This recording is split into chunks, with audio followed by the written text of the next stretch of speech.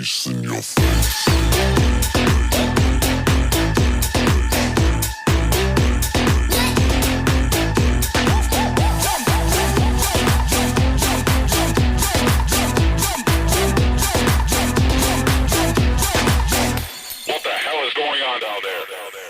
Ребят, привет! Надеюсь, вам меня хорошо слышно. У нас поднялся сильный ветер, но я надеюсь, что мой микрофон меня с этим спасет.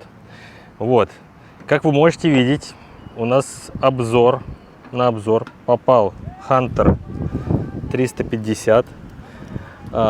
Несколько человек спрашивало о нем, вот я все-таки решил до него добраться. И еще и из своего интереса, потому что вот сейчас я уже, что называется, хорошенечко накатался на своем мотоцикле, и я могу уже почувствовать вот эту вот даже маленькую разницу в каких-то деталях. Тем более, что практически на 90% эти мотоциклы, я имею в виду это Hunter 350 и мой Classic 350, они практически одинаковые. Но тем не менее есть различия, и вот о них хотелось бы поговорить, и хотелось бы поговорить о том, как они ощущаются, эти различия, при вождении мотоцикла. Внезапное включение. Ребята, если вы смотрите уже не первый ролик с моего канала, и тот контент, который я делаю, вам нравится, подпишитесь, пожалуйста, на мой канал.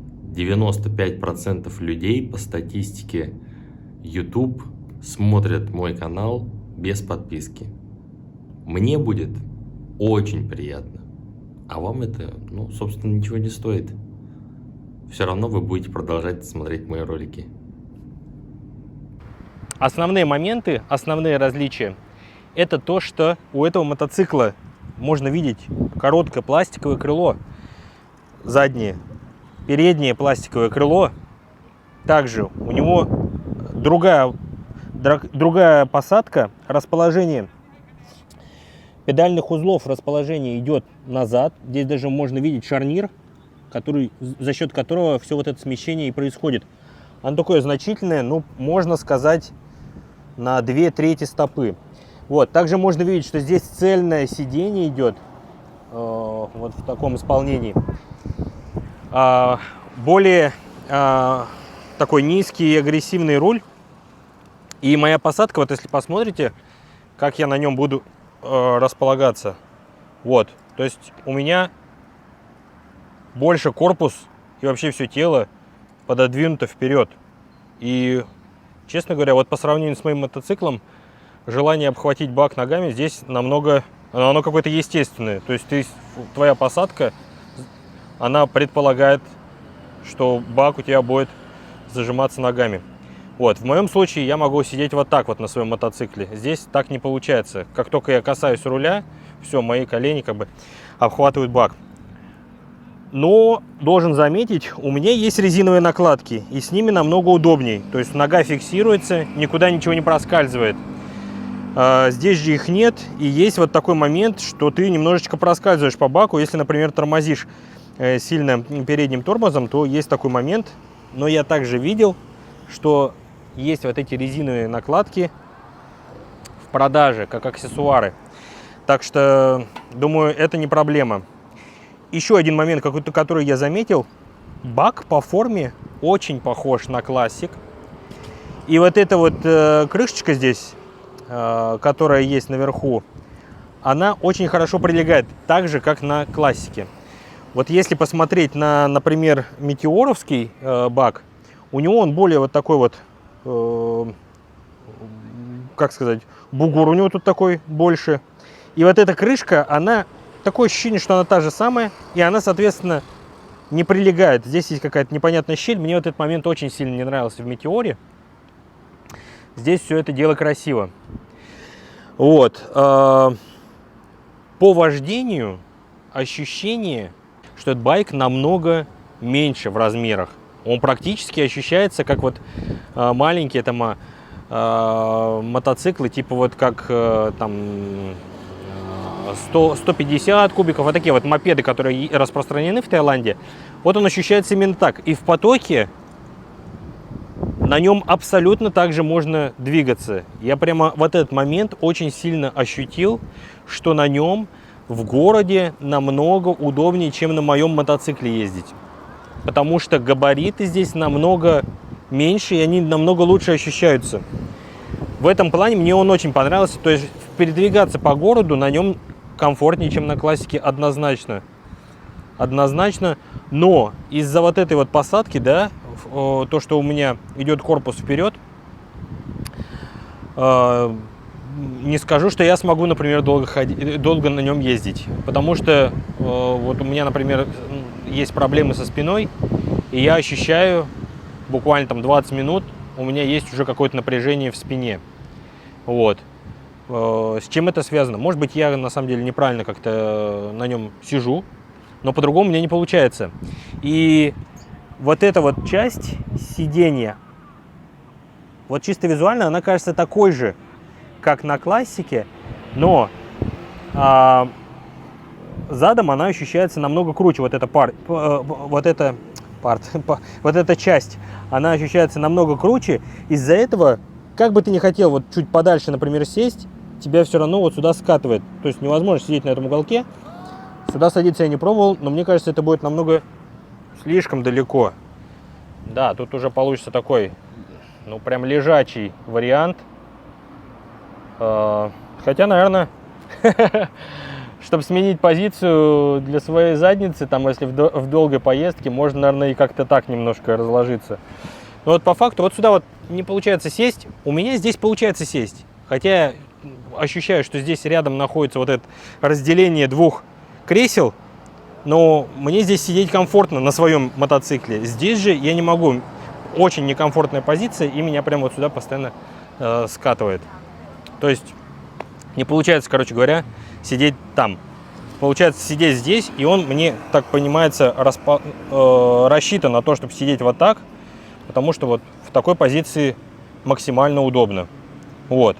По поводу шифтера. Тут тоже шифтер идет только спереди, и он довольно удобный, потому что пятка уходит назад, не как у меня вот такая позиция, а назад уходит.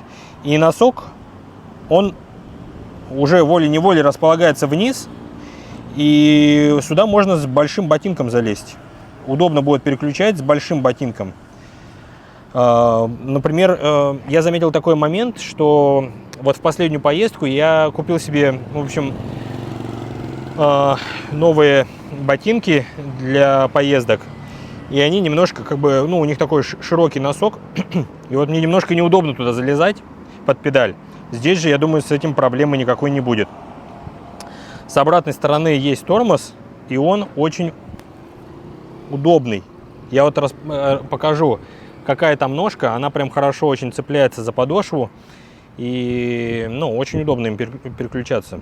То есть, в принципе, сегодня я поездил на этом мотоцикле, и я очень ощутил момент, что для города он намного лучше, чем мой классик, например, да. И еще такой момент по поводу разгона, динамики. Я знаю, что он немного легче за счет того, что у него пластиковые детали. Вообще у него тут пластиковые детали. Нету вот этих вот дополнительных здесь рамочек, как у меня по умолчанию есть. Они из металлических трубок. На обратной стороне нету тоже того же самого. Короче, сам по себе выхлоп. И я думаю, он легче. Переднее крыло, оно тоже меньше, и оно пластиковое. Оно пластиковое, оно легкое. Этот мотоцикл, он значительно легче, на самом деле, чем классик. Надо посмотреть по характеристикам. Я вот, к сожалению, это дело не удосужился сделать. Только помню, что есть разница. Ну, где-нибудь здесь выведу, в общем, разницу. И получается, что очень удобно водить. Очень удобно и очень, как сказать, динамично. Хороший баланс. Прям вот чувствуешь, что мотоцикл вот между твоих ног. Он находится, и ты им очень легко можешь балансировать, управлять. В потоке мне очень понравилось. Я сейчас ехал, как раз у нас час пик начинается. На своем я обычно еду либо в потоке, либо немножко такой отстающий, ближе к машинам.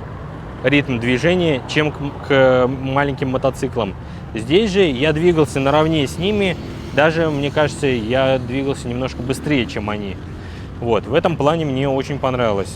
То есть это прям, наверное, самое такое большой плюс и впечатление, которое я сейчас получил от этого мотоцикла. Опять же, разгоняясь там выше 80, начинаешь ощущать сильный поток воздуха встречного.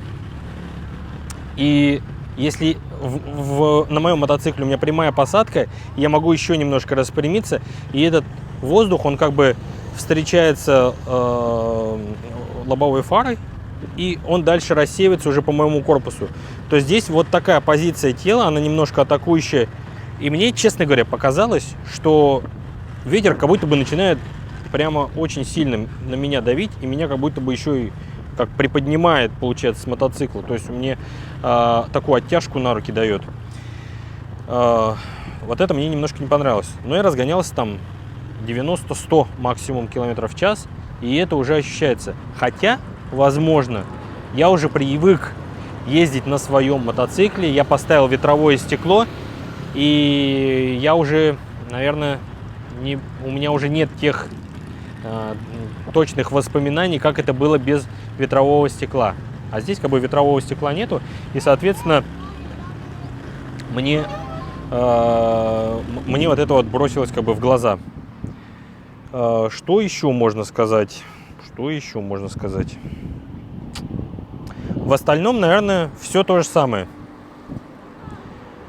То есть основные моменты: дизайн, масса, динамика разгона, торможения, маневров мне понравилось в этом мотоцикле, и она другая совершенно.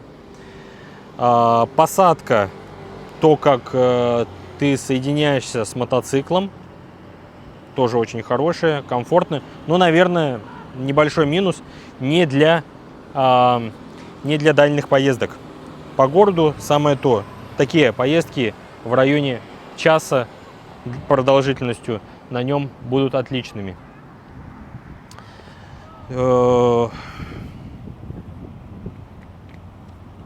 Да, ну и можно видеть, что здесь не бывает сфиксованных колес.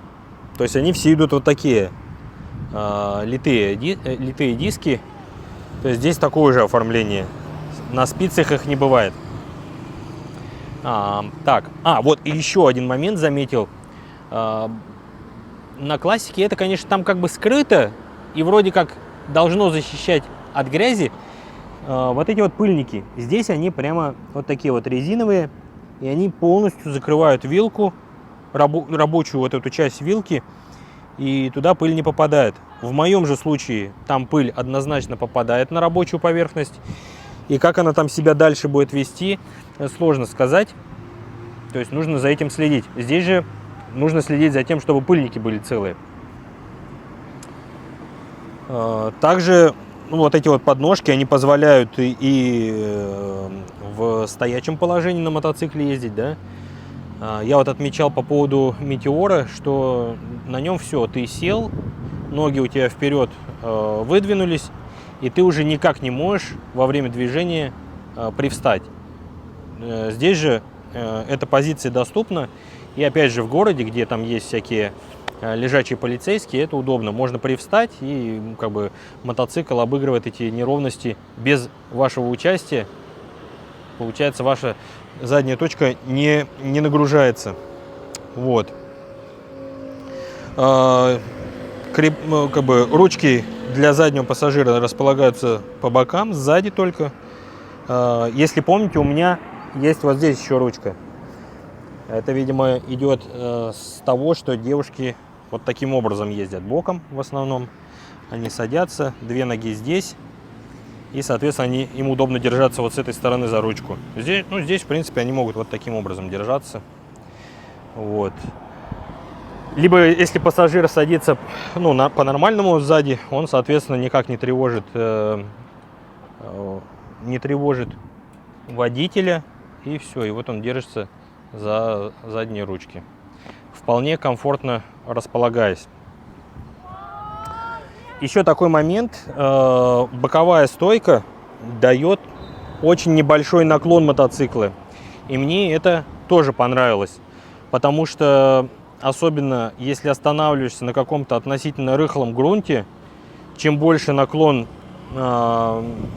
мотоцикла, тем больше давления идет на эту подножку, и тем больше вероятность, что он упадет в конечном итоге.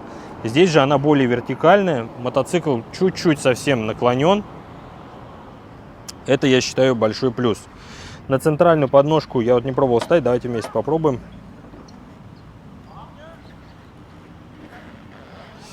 Ну, немножечко помогая, то есть моего веса здесь не хватает, чтобы он встал на центральную подножку, но такие вот приподнимающие усилия приходится делать, ну не скажу, что очень сильные, такие умеренные.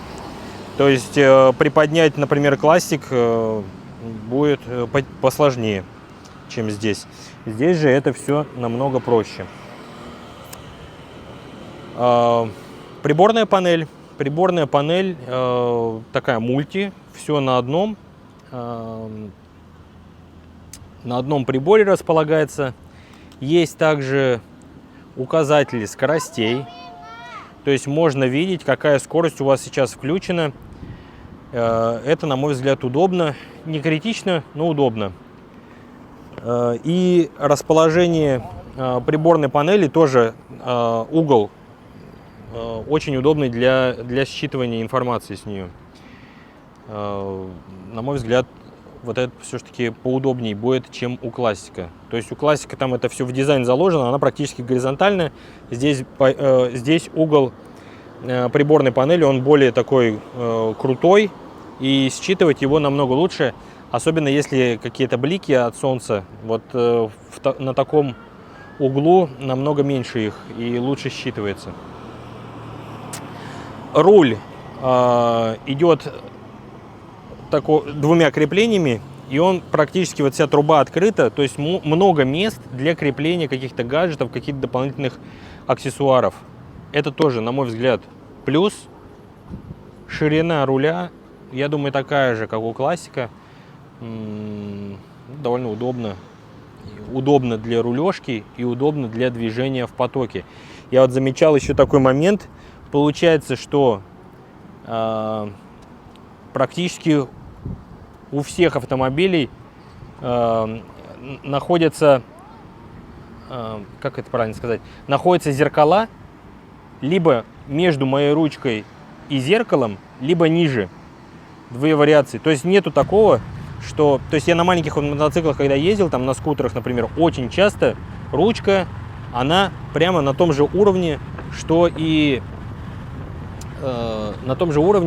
зеркало находится. И получается, ты двигаешься в потоке, и ты понимаешь, что вот твои руки, они прямо идут в зеркала. И от этого становится немножко некомфортно. Здесь же они не на том же уровне находятся, и ты, может быть, даже с меньшей дистанции спокойно проходишь между потоками.